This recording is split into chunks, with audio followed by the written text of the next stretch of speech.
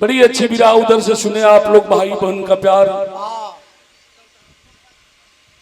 वही बहन बनसप्ती देवी बनी, जौन की बनसप्ती देवी कहल जला लोरी के बाद तुम पाए बनसप्ती और दाहिने दुर्गा हमेशा सहाय रहे।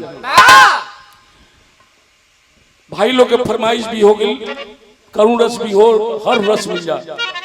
तन ध्यान लगा के विराह के सुनब, आंसू आवे न आवे मगर एक बार कलेजा जरूर पिघल जाएगा बाबूजी। कहना है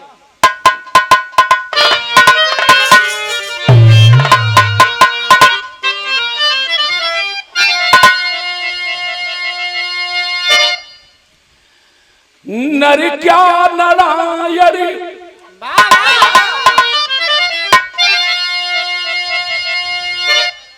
नर क्या नारायण न नारी से वंचित,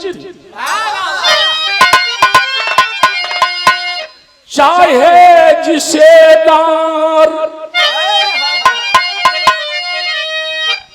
उसको फसाई। सुर नर मुनि जाल में फंस गए तो अरे वीरों की वीरता को माटी मिलाई। कभी राम विलास ये भरम जाती दुनिया,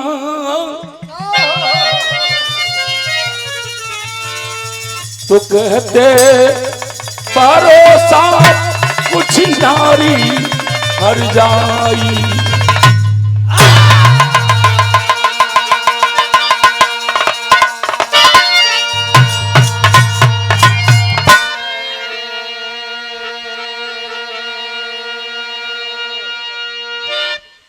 वही नारी है जो आदि शक्ति भगवती कही गई, सती अनसुईया। वही नारी रानी लक्ष्मीबाई झांसी की रानी बनी। वही नारी है जो बलिया में बात उन सनिचरी के नाम से बात उन सनिचरी मंदिर आज मशहूर है बाबूजी। तो कुछ ऐसे नारी कर जाली और कुछ ऐसी भी नारियां हैं जो पूरे खून खानदान के बाद तो नरक में ढकेल दे। विरहा में एक लाइन कव्वाली लगी, कौन कव्वाली बा?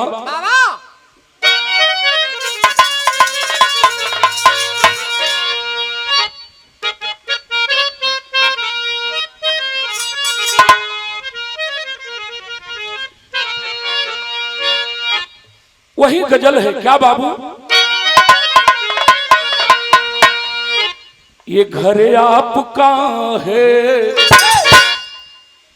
ये दिल आपका है,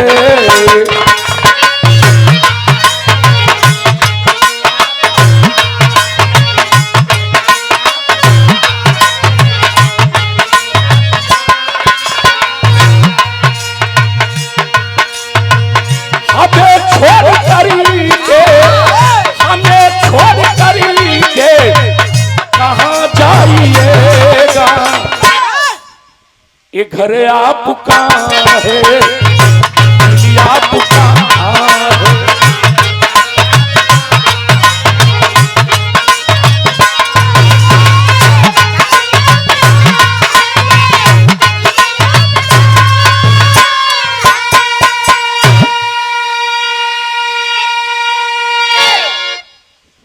कितना बढ़िया भाव कभी भी रहा में दिए। अरे गजब जिंदगी है और गजब है जवानी,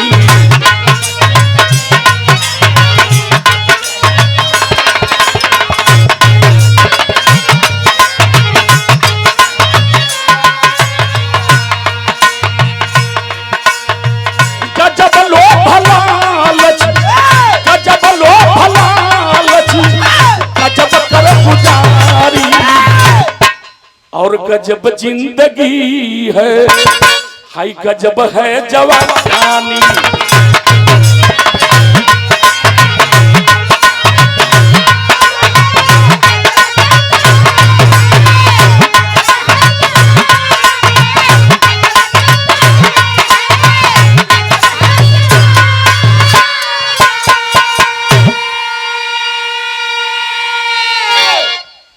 से विरह की शुरुआत हो गई बाबूजी। विरह सुनने वाले बाबूजी तन ध्यान देंगे इस लाइन पर, एकदम साफ साफ आईना लेखा विरह झलक जाई हो बाबू। ई कहानी घटना ई विरह बा कहाँ के तनी गौर करब। नब्ज के लाइन लगल विरह में कैसे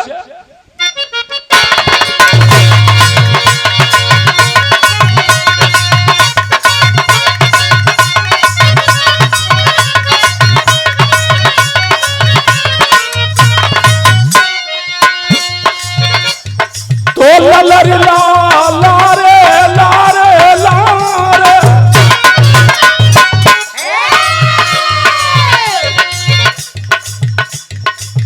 मध्य प्रदेश के अंदर शहर निराला सतना पंडित रहे बिहारी पत्नी थी उनकी सपना।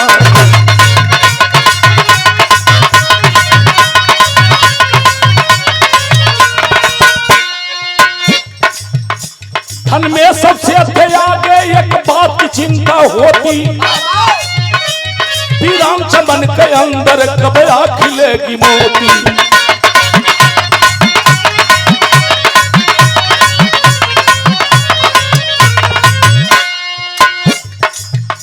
सतना से मैहर आए जब आई है बुढ़वती, आंचल को भर दे माता देवी से किए मनवती।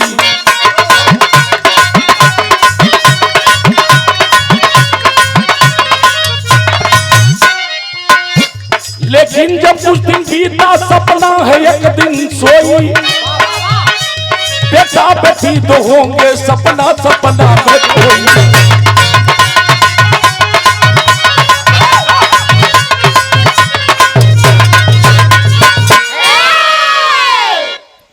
तनी बात समझ ले, विरह समझला गौला ले, समझौता जरूरी है। विरह समझ में आ जाई तो लाइन साफ आप लोगन के मिल जाएगी। कहीं दूर नहीं, मध्य प्रदेश के अंदर शहर सतना पड़ेला है भैया। ये पहलवान अब उठ बैठ नहीं करा, जे जहां बैठल है शांति बना के। विरह का मोल कहानी बोले, कहानी समझ में आ जाए, विरह समझ में आ जाए। मध्य प्रदेश के अंदर शहर सतना है। सतना का रहे वाला बिहारी लाल पंडित अपार संपत्ति सब कुछ मालिक दिले रहलन।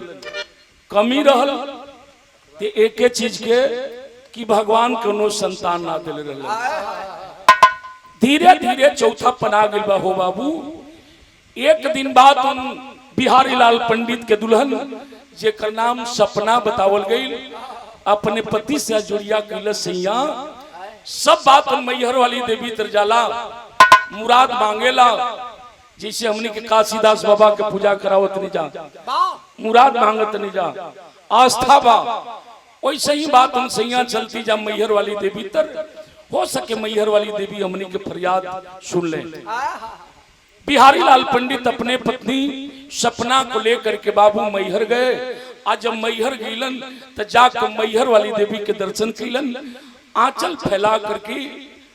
और सपना कहती है कि माँ ये तेरी बेटी का गोद खाली है, माँ मेरी गोद को भर दे। देखम माई के कृपा भल, दोनों प्राणी दर्शन करके प्रसाद लेके घरे इलन। सबके प्रसाद बटलन, अपनो ग्रहण कैलन, पानी पियलन। समय गुजरत हो बाबू। एक दिन सपना सोई थी और सपना देखत बा आकि भगवान हमके दो संतान दिले हुन, दो संतान दिले हुन। लेकिन बाबू जब नींद से जगी, अक्सर आप लोग सपना देखिला, आज जब सपना में रहब तो बुझाई कि साक्षात सब कुछ लौकत बा। आया किया खुली तो मैं सपना मिट जाला। आंख खुली सपना की तो वह सपना टूट करके बिखर गया बाबू। और रोने लगी, का माई हमरों पर तू अपनी बेटी से भी मजाक करत हो।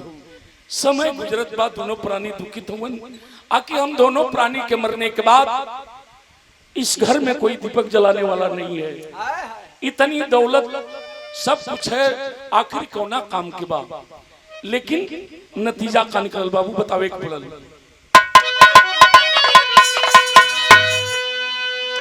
तब बीतल समय कुछ आया भैया पेटा में हमाला भैल, अरे धीरे धीरे बीती गईले हाय नव हो महीना।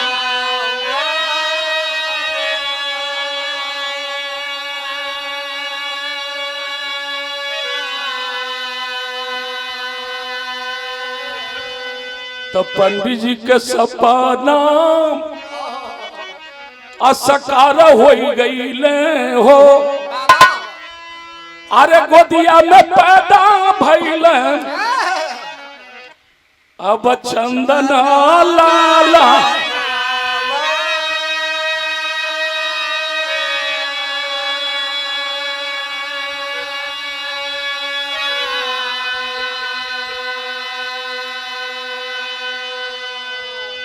आखिर मैहर वाली मतारी अपनी बेटी के अर्जी स्वीकार के लिए और सपना के बाद उन गर्भ रह गई। 9 महीना बीतला पर बड़ी होनहार सुंदर एक ठे बेटा का जन्म दिल। और जब बेटे का जन्म हुआ बाबू, आज बिहारी लाल पंडित के खुशी के ठिकाना नहीं बाबू। सबसे बड़ी खुशी पा गए बिहारी लाल पंडित, भगवान हमें औलाद दे दिए। तो जानत नहीं एगो बात बता दी, इतना लोग विराज सुनत बा, ये धरती पर अगर सबसे बड़ी दौलत है, महल अटारी बैंक बैलेंस सब कुछ हो जाए बाबू, लेकिन अगर सबसे बड़ी दौलत है तो सबसे बड़ी दौलत औलाद होता है। औलाद से बढ़कर के कोई दौलत नहीं होती। बिहारी लाल के खुशी के ठिकाना ना बा हो बाबू। समय गुजरत बा फिर भैल का ओ बेटा का नाम बड़ी प्रेम से बात उन चंदन रखलन। आज जब चंदन रखलन नतीजा का निकलल तो ठीक 3 साल बाद हाई बिटिया जन्म लिहली। अरे लालिमा के सूरत जैसे अब दुइजिया के चाह।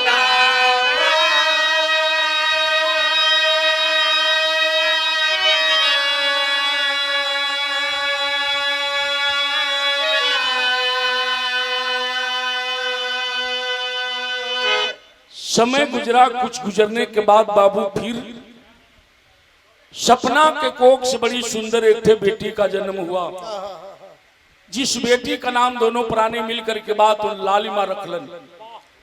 और जब लालिमा रखलन अचानक एक दिन सपना के पेट में दर्द हुआ।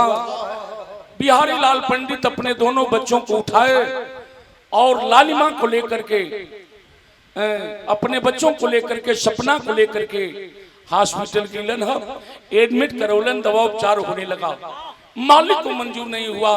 नतीजा का निकलल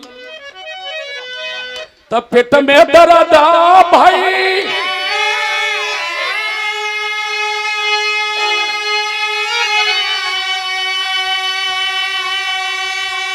अरे माई अस्पताल गईली।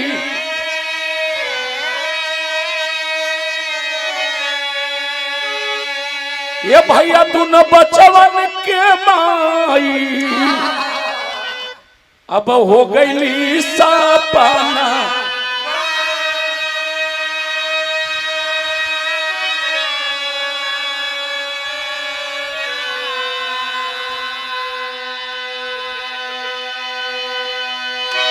सपना के पेट में दर्द हुआ, लेकर के गए, मालिक को मंजूर नहीं हुआ। सपना इस दुनिया को छोड़कर चल बसी।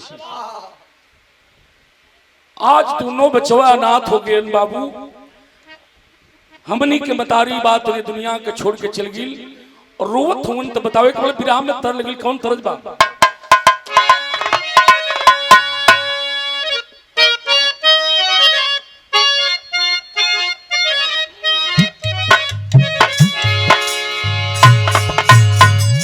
तरजू है बाकी अरे रुन झुनू अरे खोला ना हो के वरिया हम भी देसवा जइबे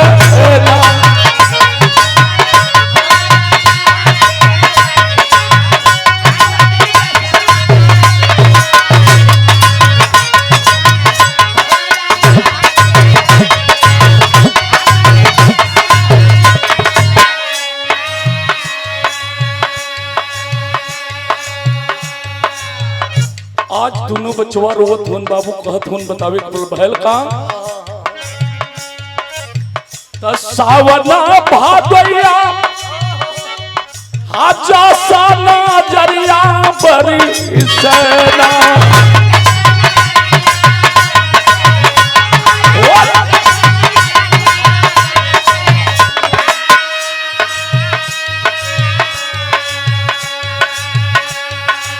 रोवे भाई संग में बहनिया रोवे भाई संग में बहनिया मैं सपनवा भाई लूना भाई संग में बहनिया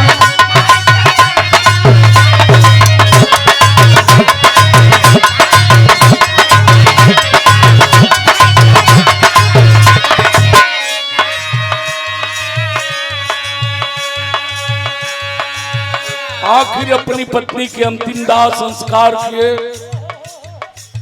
घर आए लोग समझाए भैया देखा जिंदगी में कुल काम करिए लेकिन बिहारी लाल पंडित के समझौलन कि दूसर बियाह मत करिए लैकन के परवरिश कर देबा से देबा धीरे धीरे बेटवा बड़ हो जाई बहू आ जाई तोहार घर भर जाई लेकिन अब पंडित जी के उहे लोग कुछ दिन बीतला के बाद समझावे लगलन कि अरे बिहारी लाल पंडित जी मेहरारू मर गई हाई लैकन के लेके गेनुआ लेका बात हम सेवत हुआ अपनो जिंदगिया में सोचत हुआ कुछ करबा ना बुढ़ापा में एक लोटा पानी देवे वाला के हुई तोहार अब बिहारी लाल के दिमाग में बात नाचे लगल आखिर एक तरफ बचवा हुन इन्हें लोग कहत न कि आखिर मेहरारू लिया देबा दू रोटी बनावे वाली हो जाई तब बिहारी लाल के दिमाग सूझ गई कैलन कहा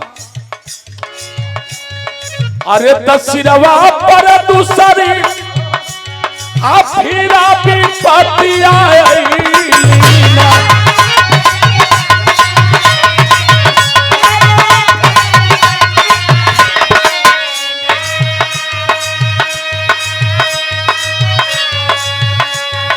बाबूजी शादिया हो रचावल बाबूजी शादिया हो रचावल माया लगनिया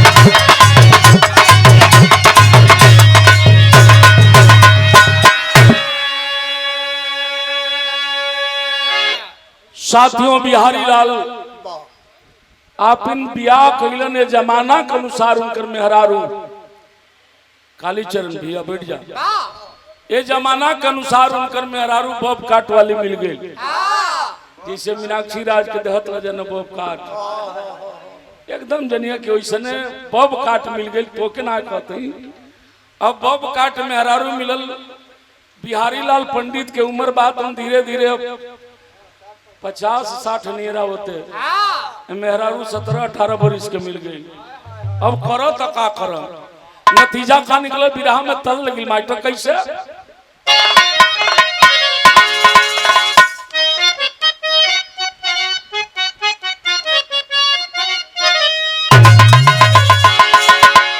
उहे दर्द बा अरे मोरी पिछुआ रवा सोना रवा के दुकानिया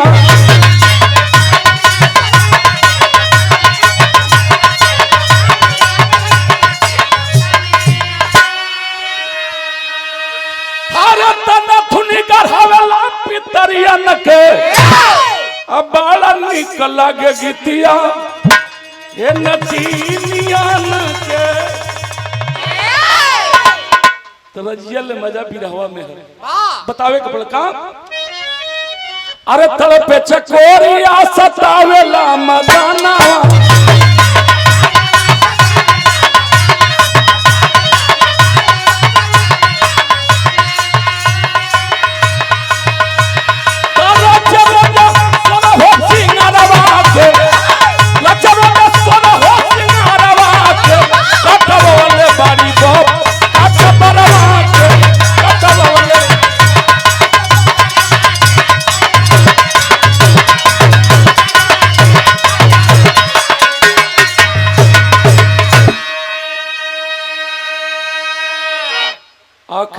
ने बेली दुल्हन बिहारी लाल पंडित के ने लगन चपले बार रोज बात उन अपन कथा बर्ता में हुआ दुल्हीन बात उन तड़पत बा सोच गए कि आखिर अभी काम लोग कहे लगे भैया अहिरे माई अहिरे बाबू जहां फरियाए लायक ना रही वो जाके अहिरे खड़ा हुई अभी ना अहिर के चलावे नहीं थे। अब तब पंडित जी परेशान हुए लेकिन घरवा उनकर दुल्हीन बात उन शौक श्रृंगार क के दुआरी पर बैठ जाए वही चौकटे पर बैठे आ क्यों नया नोचर अगर देवर गुजरे आगे से इसे फुकती उठा ले नीचे उघार होता भैया। अच्छा उठा ले आ ताके कहे का हो देवर बाबू अगर लौकत नहीं खा कहाँ रह तड़ अब बेचारा दूध बेचे वाला मोहन रहलन अब 4 बजे बात वीरेंद्र भैया बल्टा खटखटावे सही बताओ तनी नतीजा ये निकलल आकि पंडिताइन कहले कि एगो काम करत तनी 2 किलो दूध देले जा ओरिजिनल ताकि हमर लइकवा तनी पढ़ा जी हंस आ पढ़ा जी हंस त मान ल कि हमरो कहल सैया जी हमर करी हन दूध लेबे लगल आ लेत बात अब तो ओरिजिनल दूध देव न भैया नतीजा का भल अरे रहल पड़ोसी एक सुंदर जवान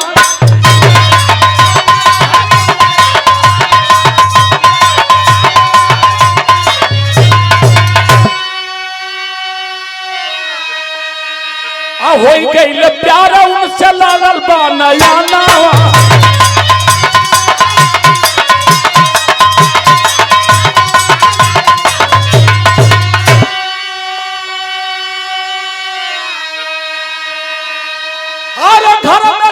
चोरी बोलावेली अरवा के अकाटव वाले बाड़ी बाब का हाई बारवा के मोहन दूध अब कम बेचे खोआ ढेर खाए लगल परेशान। एक दिन बाद तुम कलश देखा हमार तो आ रही चोरी चुपे कितना दिन चली एगो काम करता आई पंडित जी बानत होन काथा बरता रोज कहवावत हुन आई बुढ़वा उड़ू के काटा भइल बा अगर बुढ़ऊ के हटा दिहल जाई तो हमार तोहार प्यार खुलम खुला होवे लगी मोहन कलश के देखा हम पानी तनी अधिका में राख के बेच ले लेकिन पंडित जी के मार के हम घर में चौर बनवावे ना जाई चाहे तू हमसे प्यार करबू तब आ ना करबू तब ई हमके मंजूर नहीं खे कल काहे हमसे मोहब्बत करला प्यार करेला कहलच कि मोहब्बत करीला प्यार करीला तो दूध देला दाम ना देलू तो सूद में लेला कहलच कि बस इतने तोहर प्यार रहल कहलच कि प्यार बा लेकिन इतना घिनौना काम हम नहीं कर सकते। एक दिन वो कहलस ठीक बा तू ना करबई काम हम कर देतनी का कैलस अरे एक दिन माजनू से बोली लैला बानी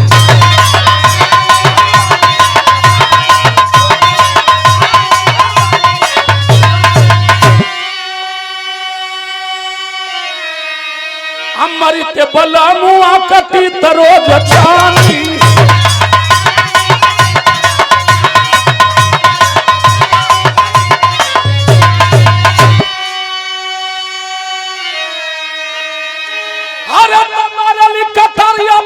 पियावा के पंच मारली कटार अपना पियावा के अकाटव वाले बाड़ी बाप काटबारवा के कहल गिल बा कि त्रिया चैतर दैवो न जाने भगवान को मालूम नहीं हुआ हमरा तोहरा में का रखल बा कथा कहवा के पंडित जी अइलन झोरा उठा के पतरा वाला टंगलस कलश ये सैया तो रखिया किचरा जाती लूही घूमत दिन रात बात उन्हें कथा बर्ता में रहत चल तनी पसर के तेल चाहते ले जाके और बेड पर सुलाई बाबू तेल लेके जब चाहते लगल धीरे धीरे नींद में आ गए पंडित बिहारी लाल। आज जब सो गिलन तो बाबू सब्जी चीरे वाला चाकू उठाई वाह वाह। और लेकर के चाकू बिहारी लाल पंडित के सीने पर सवार। इतना ही नहीं, बिहारी लाल पंडित के सीने में चाकू मार देती है। आंख खुलल बिहारी लाल पंडित के, हाथ जोड़ के कलन की का कैलू। खैर ये बात के कोई जाने ना, एक काम करी हा, हमरे मर गिला पर हमरे बचौन के बात उन पूछ दिया। अब ये तो से आस है। यही बात कह करके बिहारी लाल पंडित बाबूजी अपन दम तोड़ दिए लगे। फौड़ा उठाई अगना में, खोन करके एक गड्ढा बनौलस और बना करके चरपाई खींच करके लाई। बाबू अल्लाह के वही जबात उलाट दिलस हुई गड्ढा में, ऊपर से माटी डाल के लीप पोत के चिकन कर दिलस।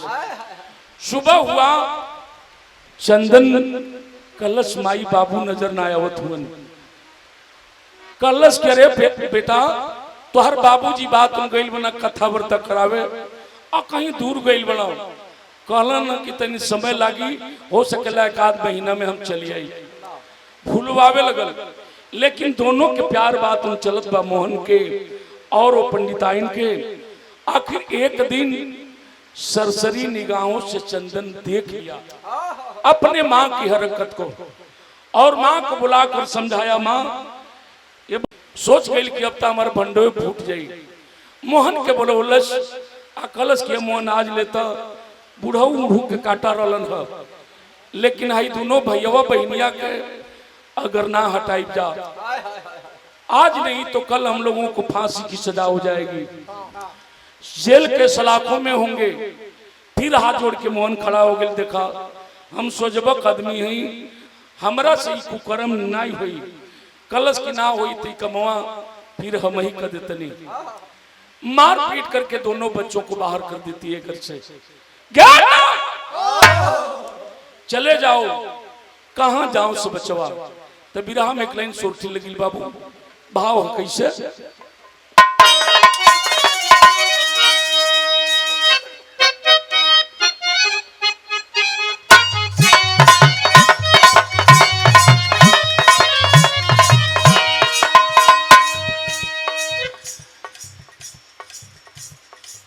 बड़ा रज के साधु संत गावेलन का कहियन बाबू। अरे केवनी कारनाम ये जोगी जोगा वार मावाला जोगा।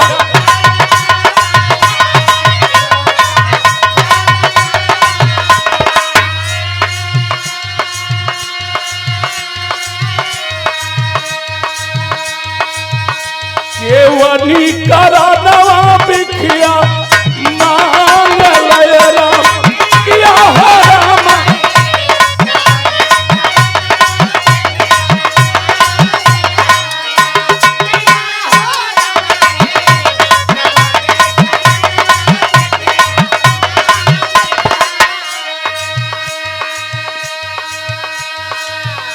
आखिर दोनों बच्चों को मार करके घर से बाहर कर देती है बाबूजी। आज चंदन अपने बहन को लेकर के रो रहा है, कहां जाऊं। वो कैलस का बाबू दी हलस भगाई घर से पापी का सपनी यार पापी का सब।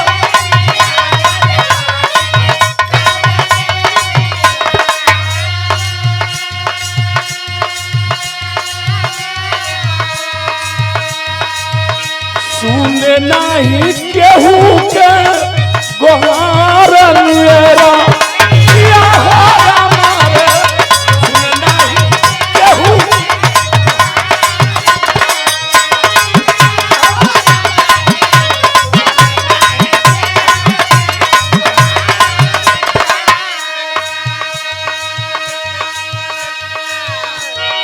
ब्राह्मण का बेटा था, भिक्षा मांगना काम। गमछा के झोरी बनौलस और बना करके अपने बहन को लेकर के कभी उस गांव कभी उस गांव भिक्षा मांगे। बाबू केहू के दया आवे तो 2 रोटी दे दे, अन्न तक केहू कैसनो दया आ जाओ, आके मार के बाद दुआरी से खेत भाग जा। तोनी के रोज की ये काम हो गई बा। एक दिन बाबू भिक्षा नहीं मिला, रात बीत गई, रोटी भी नहीं मिला, सुबह हो गया। लालिमा कलश भैया अब भूख बर्दाश्त नहीं होत बा, कहीं से हमें एक रोटी मांग करके ला दे भैया, ला दे। अपने बहन को वह भाई लेकर के भिक्षा मांग रहा है। बहन बस सब्र रख, कहीं तो मिल जाएगा, लेकिन कहीं रोटी नहीं मिलल हो पंचे। भिक्षा मांगते मांगते गईलन कहाँ, भिखिया मांगाता गईला सपना पीछे सना।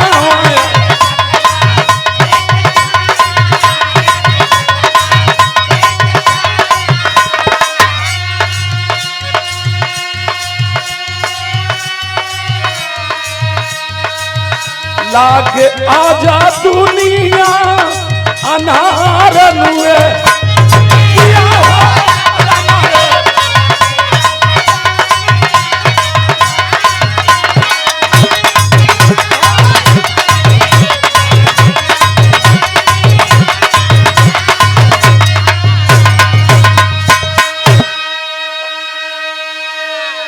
भिक्षा मांगते मांगते सतना स्टेशन पर चले गए। आज जब सतना स्टेशन पर गिलन तो बहन भूख से छटपटा रही थी। बाबूजी कहती है भैया कहीं से एक रोटी ला दे। उसी प्लेटफार्म पर बैठाकर सामने एक ठेला दिखाई दिया, दौड़ करके चंदन गया और हाथ जोड़ करके कहा कि बाबूजी हमें एक पाव रोटी दे दीजिए, एक रोटी दे दीजिए। ठेला वाले ने कहा कि बेटा ये दिल्ली है दिल वालों के लिए, और बेगर पैसे का कुछ नहीं मिलता। सॉरी, ये सतना स्टेशन है और सतना स्टेशन पर बेगर पैसे का कुछ नहीं मिलता। पहले पैसा दो, उसके बाद रोटी लो, पाव रोटी ले लो, चाय ले लो, जो लेना है ले लो। पॉकेट में हाथ डाला और कहा कि बाबूजी मेरे पास पैसा नहीं है। खींच कर एक तमाचा मारता है, हरमजादा पैसा नहीं तो रोटी भी नहीं, चले जाओ। सामने एक डिब्बा दिखाई दिया प्लेटफार्म पर, अक्सर वीरेंद्र भाई पानी पी के लोग बाटल फेंक दिलन, वही दिखाई दिया। बाटल उठाया, सामने नलका था, नल के पर जा करके पानी भरा ताकि अपने बहन को पानी पिला दूं, ताकि भूख मर जाएगी। ये भी रहा सुने वाले बाबूजी, ध्यान दिले हुए बाप लोग, अगर छूछा पेट रही पानी पिएंगे तो जाकर के छाती से टकरा जाला, दर्द होता है।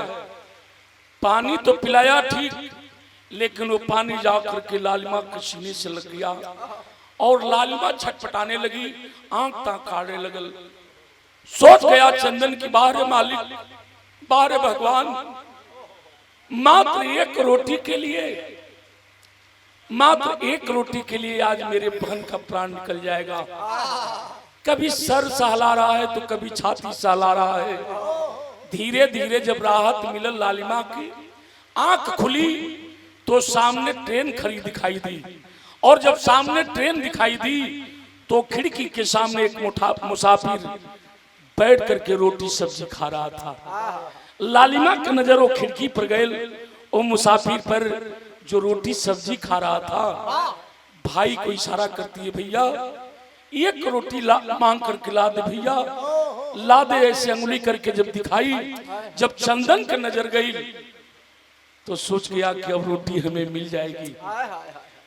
बहन को वहीं प्लेटफार्म पर लिटाकर और कहा कि बहन बस मैं रोटी लाता हूं अभी जाकर। दौड़ करके उस ट्रेन में चढ़ गया और जाकर के उस मुसाफिर से कहा कि बाबूजी हमें एक रोटी दे दीजिए। वो मुसाफिर कुछ नहीं बोला और रोटी सब्जी खा रहा था। कहा कि बाबूजी मेरी बहन का प्राण निकल जाएगा, भूख से छटपटा रही है बाबूजी, आधी रोटी तो दे दो। लेकिन मुसाफिर और रोटी सब्जी खा गया बाबू। तो चंदन ने कहा कि बस बाबू हम आधी तो रोटी मांगे आपसे। जेवने खींच के एड़ मरलस हो बाबू, आके चंदन के बाद वो छाती पर लगल और चंदन पछाड़ खाकर गिरा। पीछे वाली सीट से चंदन के सर में चोट लगा, छटपटाने लगा, लेकिन वो मुसाफिर बाज नहीं आया। वो हरमजादा उस बच्चे पर ऊपर से लातन मुकन बरसा रहा है बाबू। और तब तक देखें चंदन मार खा रहा है और तब तक बाबू ट्रेन खुल गई। बहन प्लेटफार्म पर भाई ट्रेन में मार खा रहा है, ट्रेन खुल गई। लालिमा देख रही है कि भैया ट्रेन में हूं, हिम्मत बांध करके खड़ी हुई। भैया भैया हिम्मत बांध करके खड़ी हुई और दौड़ रही है प्लेटफार्म पर। धीरे धीरे गाड़ी रफ्तार बना रही है बाबू। लालिमा दौड़ रही है, भैया हमें छोड़ कर न जा भैया, हमें छोड़ कर न जा भैया। के करे सहारे रहब जब भैया, के करे सहारे रहब। चंदन मार खा करके आज जब निकलता है कि चलूं बहन के पास, तो देखता है कि ट्रेन तो प्लेटफार्म छोड़ने वाली है। नजर दौड़ाया प्लेटफार्म पर तो लालिमा बहन दौड़ रही थी। भाई हाथ उठाकर और अपने बहन को आशीर्वाद दे रहा है कि बहन हमें माफ करना, जहां भी रहना बहन आबाद रहना, खुशहाल रहना, यही चंदन आशीर्वाद दे रहा है। और लालिमा रोती हुई एक बात कहती है बाबू, का कलश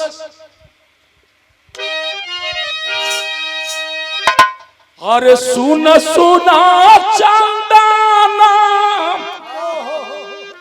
अरे बिराना होना अब भैया मोर नैया लगी है केवली, अरे किनारा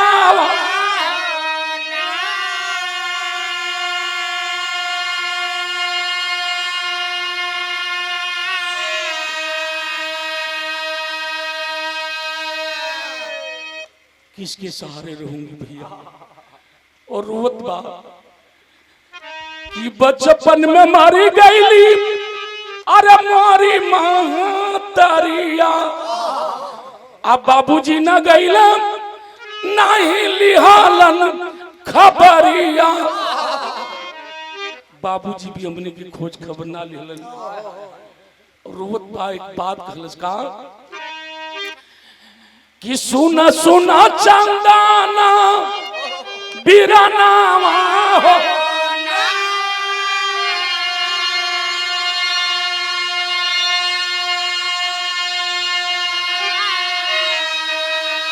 अब बहिना रोई रोई पुकारेली बयाना हो।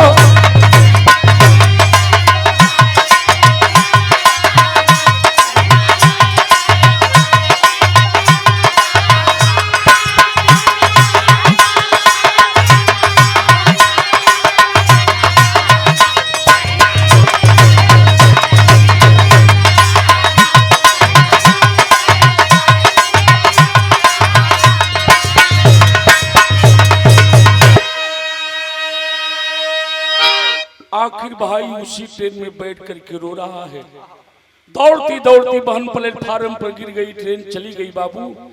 हमारे विराह के आखिरी गीत बा, 7 भाई बहन का छूट गया, लेकिन कहल गई बा कि जा कुरा के साइया मार सके न कोई। विराह में आखिरी तरज है, कौन तरज है मास्टर?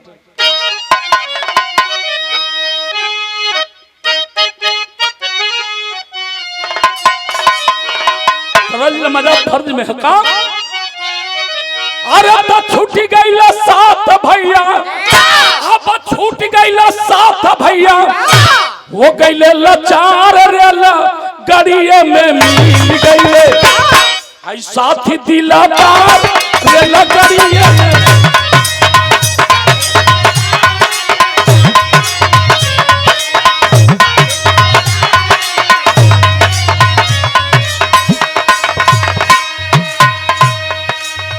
मिले मड़वारी जिनकर सुघर पाई मनवा, बिटिया के प्यार बोल ले जाके भवना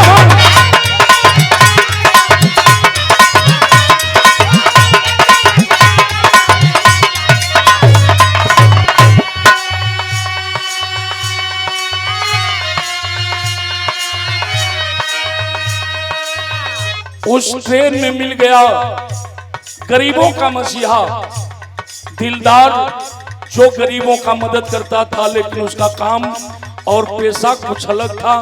लूटपाट करता था, हत्या करता था, वही पैसा गरीबों में दान भी करता था। उसका साथी आया, देखा एक बच्चा रो रहा है, जाकर दिलदार से बताया। दिलदार कहा पकड़ लाओ उसे। लेके पकड़ के बाद दिलदार पूछने लगा बेटा क्यों रो रहा है? सारी बात रो करके बताया। कहा कि पागल बने हो, मेरा भी दुनिया में कोई नहीं था, लेकिन आज सब कुछ है। एक काम करो, मेरे साथ चलो, मैं तुझे बेटा बना करके पालूंगा। दिलदार लेक के बाद तुम चल गिल कहा? पंजाब। लालिमा के प्लेटफार्म पर एक मरवारी मिल गए, भगवान को औलाद उनके नाई दिल रहे। और मरवारी बच्ची को रोता पाया, आवाज लगाया कोई है वारिस, कोई है इस बच्ची का? केहू कुछ नहीं बोलल। उठा लिया बच्ची को और लेकर के गया अपने घर, अपनी मेहरारू के दियलन। कलन के लो भगवान प्रसाद दिले हुए लक्ष्मी घर के। आखिर वो के पढ़ावे लिखावे लगलन, परवरिश कैलन हो। लेकिन बिरहा कहाँ पहुंचल बाबू? पढ़ी लिखी बहिना उनकर, पढ़ी लिखी बहिना आई थाने तार रेला करिया में मिल गई। दिला तार रेला करिया में मिल गई।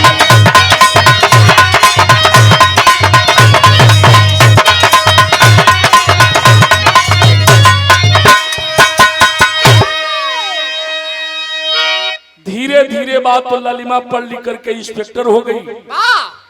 ओकर ड्यूटी वही जा लगल जहां दिलदार का आतंक चलत बा। और जब गई, अधिकारी आदेश दिए कि दिलदार और चंदन हमें जिंदा या मुर्दा चाहिए। इसलिए कहल गिल बा कि संगत से गुण होत है कि संगत से गुण जात। जे जौना संगत में रहेला वही में पंचो ढल जला बाबू लोग। चंदन उसी में ढल गया था, उसका भी आतंक चरम सीमा पर था। कसम खा ली आके दिलदार को और चंदन को जिंदा या मुर्दा स्वयं मैं पकड़ूंगी। वर्दी उतार के सिविल ड्रेस में साड़ी सलूका पहन के खुखिया बनकर पता करने लगी। कई हरामजादे मिल जाए, या तो मेरे गोली से मारे जाएंगे, अन्यथा जेल के सलाखों में होंगे।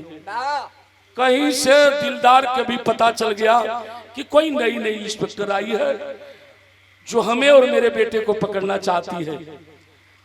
आखिर इहो बात अपन आदमी लगोलन कि कहीं मिल जाए तो हमें वो इंस्पेक्टर को पकड़ना है। नतीजा का निकल पूरा बिरहा का निचोड़ अल्लाह में देवे के पड़ल। तो अल्लाह लगे जो अल्लाह आप लोगों के बीच बाबूजी बैठ गई। अब लास्ट हमारा चलता जो नाला आप लोगों के बीच में बात यूट्यूब पर चलत है। वीरेंद्र भैया इंदारा स्टेशन पर एगो नट बेचारा है अल्लाह के गावे, गरीबी का ना करावे हो पंचायत। जब ट्रेन आकर रुके गमछा बिछा दे और गमछा बिछा के अपन ढोलक खोल के बैठ जाए और यात्री जब उतर के जाए लागे तो अपन गरीबी बेचारा गाने लगा। 10 रुपया 5 रुपया जौन जकर आटे बाबू उहे ओके देव, वही से ओकर बात हम जीविका चले। जैसे हमनी के बात हम जीविका चलेला, हमनी के बात उन आपे लोग भगवान है जौन दिल्ली जा वही से बात उन घर परिवार लोग लड़का पढ़त लिखत पढ़ सब कुछ चलत बा। एक दिन हम बलिया एटीएम साहब के सामने गा दिया लाके हाँ तनी मनी बंजर बैठे तो वही के हम उतु करते तो गौवा वाला छोड़े गेल कि जल्दी एकर बंजरवा उतु करवा के घर उठावा यूट्यूब पर मत कर चढ़िए लोग भैया। तो ये एटीएम साहब कहलन भाई का गाते हो बिरा कहले कि हाँ कहला अल्लाह गाओ कहले कि साहब अल्लाह गा देते नहीं, अल्लाह गौले, यही अल्लाह के गौले रहे। कहले कि जाओ मैं लिख कर दे रहा हूँ, अब कुछ नहीं होगा, अब खूब जोता बोवा खा राज करो। तो ये अल्लाह के आप लोगों के बीच में रखत नहीं। उनट बेचारा कैसे गावे,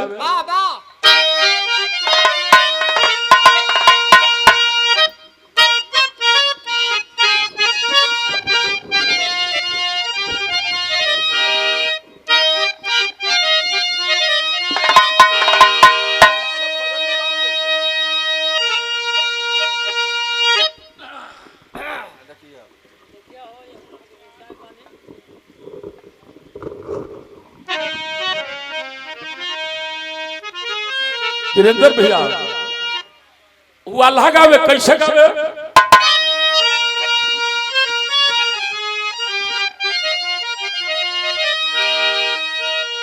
भारत पूरा परिवार पंच और पूरा परिवार मरे यही ढोलकिया पर जियत बाटे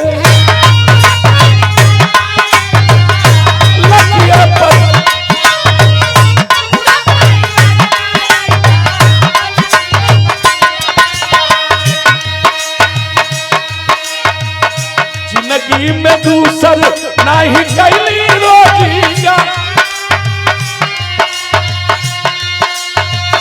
जिंदगी में दूसर नहीं कैली रोजी,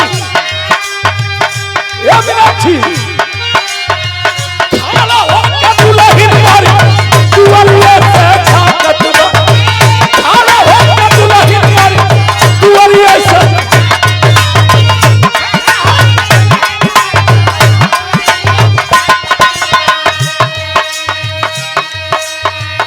अरे बचवा जो हाथ मारे बतिया हो, अरे बचवा जो हाथ मारे बतिया हो,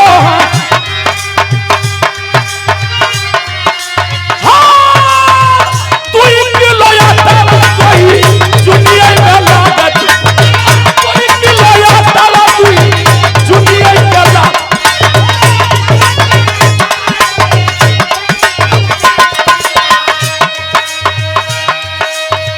तो बजा के बचवा हमार तोरे ललिया, तो बजा के बचवा हमार तोरे ललिया, आई हो तो सैया कैसा बिहाला गाड़ी बिया, आई हो तो सैया कैसा अरे बिहाला गाड़ी बिया।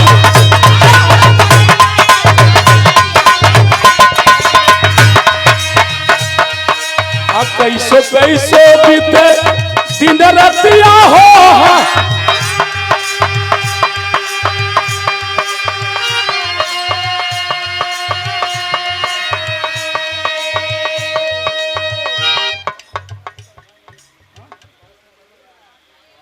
और पारसनाथ यादव प्रधान जी की तरफ से 100 रुपये का सम्मान है, गरीबी पर 200 रुपये का सम्मान। हमारे संजय भैया बड़ा प्यार है, हमारे बड़े भैया वीरेंद्र यादव जी के आप भाई हैं छोटे, आप महोदय की तरफ 200 रुपये का सम्मान। अरे मीनाक्षी तोहरो कुछ लागेला, अरे दो ए नोट के कुछ दो भाई, दो नटवा के। बहुत बहुत स्वागत आप सबके प्रणाम पर लगी हो। यही में और गौली का अरे माई के मुआला का दादा, अरे वही दिन आया है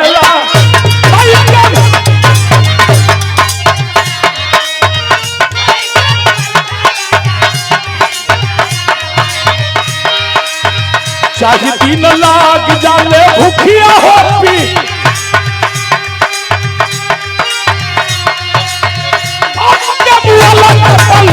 वही दिन आया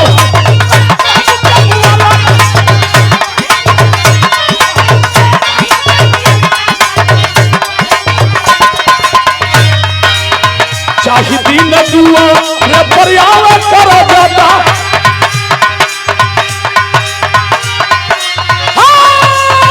वही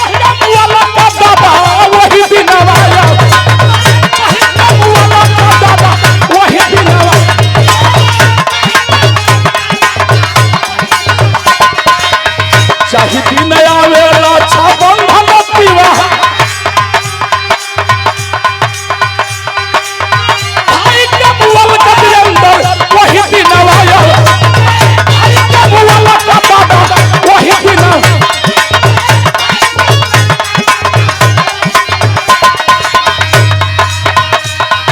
समर के बिछवा आई जब दुश्मन होलन खा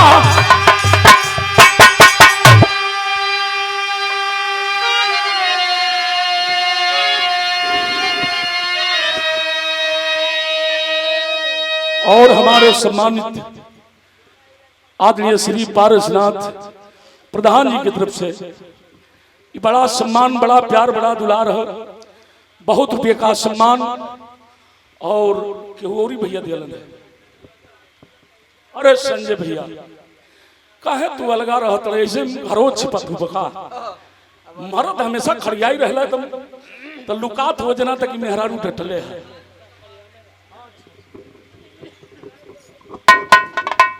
हमारे सम्मानित आदरणीय श्री संजय यादव जी जे भैया के फरमाइश रहे चंदन यादव। चलो संजय में और चंदन में कोनो फर्क ना, संजय भाई पीछे हुए, चंदन आगे हुए। बहुत बहुत स्वागत आप सबके प्रणाम पर लगी, सब भाई लोग के प्रणाम पर लगी। आखिर बाबू पूरा पिरहा के निचोड़ अल्लाह में देवे के पड़ल।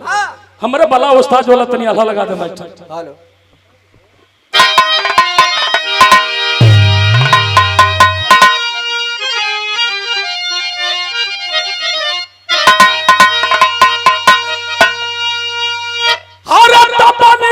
भयंकर बिली हाय मुसवा कलख का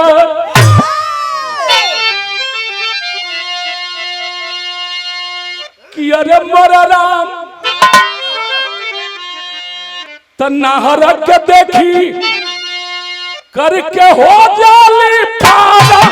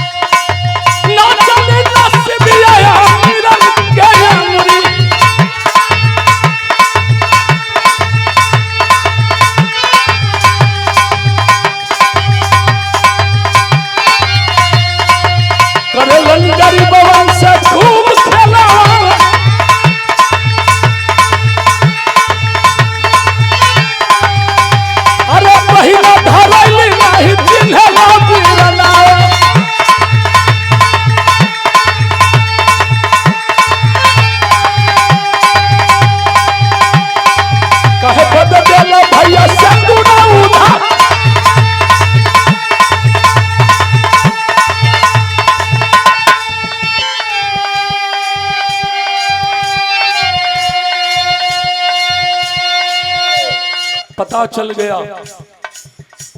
चंदन के आदमी चौतरफा बात घेर लेलन लालिमा को और चंदन आया तो कहा कि बस ये हरमजादी हमें मारना चाहती थी, मेरे पिता को मारना चाहती थी, इससे मारना पीटना जरूरत नहीं है। आबरू आबला की आबरू हुआ करती है। एक काम करो, खाली इसके बदन पर से शरीर पर से साड़ी उतार दो, नंग बदन कर दो, हरमजादी पानी पानी होकर मर जाएगी। आज जब आंचल पकड़लन हो बाबू, हाथवा जोड़ के बाद हम खड़ी हो गए। कल भैया ऐसा नहीं करा, हम तक खुदे गरीबी के मारल, ये जमाना के दुनिया के मारल बनी। और रोवे लगल, कहे लगल का हर बचपन में मार गई मोरी महातरिया,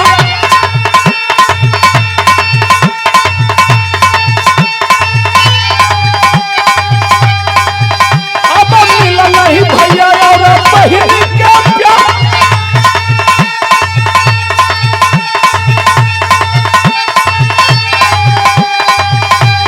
बाबू की पिसार कहीं दूर चली गई।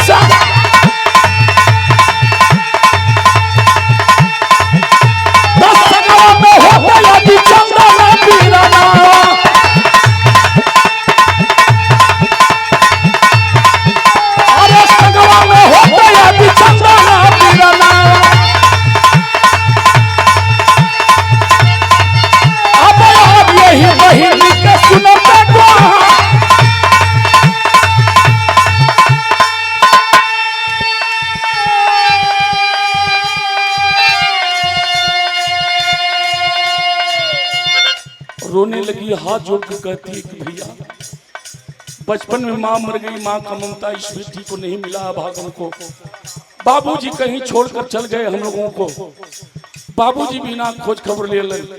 एक मेरा भाई था चंदन, वो भी मात्र एक रोटी के लिए हमें छोड़ करके और प्लेटफार्म सतना ट्रेन से भाग गया। और जब चंदन चंदन के नाम सुनलस, चंदन कहा कि रे तेरा नाम लालिमा है? कहलस कि हाँ भैया मेरा नाम लालिमा है। कहा कि वही लालिमा तो नहीं जो सतना स्टेशन पर छूट गई थी?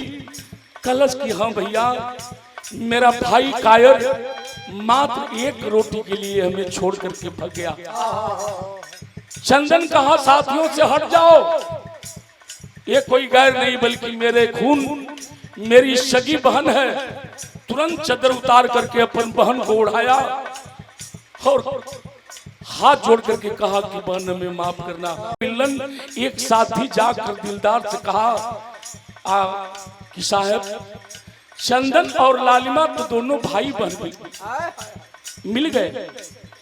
सोच गया दिलदार कि अगर दोनों मिल गए तो आधा जानता है चंदन, तो एक तरफ कानून और एक तरफ मेरा बेटा है चंदन, अगर दोनों मिल गए तो हमें ये कानून नहीं बख्शेगी, छोड़ेगी नहीं। दिलदार आया और कहा कि रे बेटा मैं तुझे किस लिए भेजा था और क्या कर रहा है? खुशी में फूला नहीं समाया। चंदन हंसकर कहा बाबूजी आपकी बेटी धर्म की और मेरी सगी बहन आज खोई हुई बहन मिल गई। दिलदार कहा कि वाह इस खुशी के मौके पर मेरे गले नहीं मिलेगा। दौड़ करके चंदन गया जैसे दिलदार के गले मिलल चाहत बा, और तब तक दिलदार पीछे से चाकू निकाला और चंदन के बाबूजी सीने में मार दिया, खींच दिया। लोहू लोहान चंदन जमीन पर गिर गया। दिलदार इशारा किया अपने साथियों से और इशारा करके दिलदार तो भगा, लेकिन लालिमा वो प्यार में पागल अपने भाई को गोद में लेकर रोने लगी। ऐसे मौके पर मुलाकात भल की फिर छोड़ के जात हुआ। चंदन की आंख में आंसू है। एक बात कहत बा बहन हमें माफ करना, अब मैं फिर इस दुनिया को छोड़कर जा रहा हूँ, मालिक को मंजूर नहीं था, लेकिन तू मेरी बहन है, तुझे राखी का सौगंध, मुझे बस एक गिलास पानी नहीं पिलाएगी? दौड़ करके गई लालिमा पानी लाने के लिए बाबू, और पानी ला करके अपने भाई को पिलाती है। तो बिरहा का आखिरी पॉइंट देवे के पड़ल का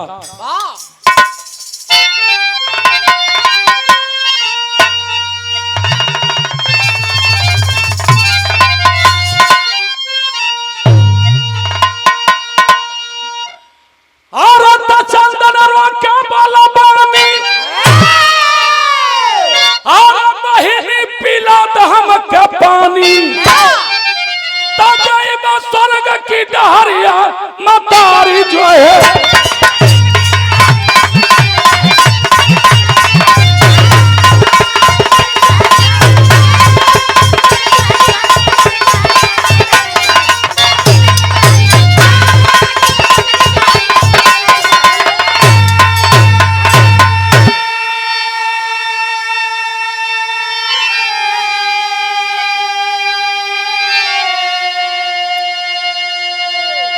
इतनी बात सुनकर के लालिमा पानी दिया पिलाई, माफी दे दा और बहिनी हम क्या खरत बाजुदाई,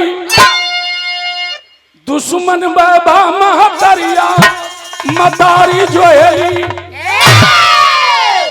कहा कि बहन माफ करना, अगर मां मेरी वैसी नहीं होती तो इस मोड़ पर आना नहीं पड़ता, लेकिन आज मैं फिर तेरा साथ छोड़कर जा रहा हूं। इतनी बात कह के चंदन की बंद हो गई बोली, अरे उठा रिवाल्वर, अरे लालिमा मारी अपने सीने में गोली, हम के लौकत बयान हरिया मतारी जो